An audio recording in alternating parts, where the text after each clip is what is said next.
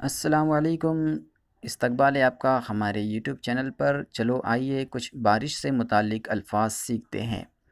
बारिश का मौसम, द रेनी सीज़न, सैलाब, फ्लड, बूंदाबांदी। आप इसे दोनों तरह से कह सकते हैं, ड्रिज़ल या ड्रिज़लिंग। मूसलाधार बारिश, हैवी रेन। बिजली, लाइटनिंग, बिजली का कड़कना, crackle of lightning, crackle of lightning. बादल, द क्लाउड, बादल का गरजना, थंडर ऑफ द क्लाउड। तूफान, स्टॉर्म, तूफानी बारिश, स्टॉर्मी रेन, स्टॉर्मी रेन।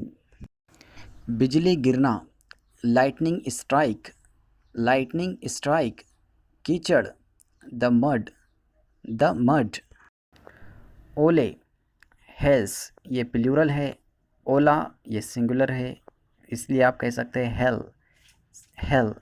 ओलों का तूफ़ान, hello storm, hello storm. Video अच्छी लगी है तो वीडियो को लाइक और शेयर ज़रूर करें और चैनल को सब्सक्राइब करना बिल्कुल ना भूलें। इससे हमें और वीडियोस बनाने में हौसला मिलता है। मिलते हैं अगली वीडियो में।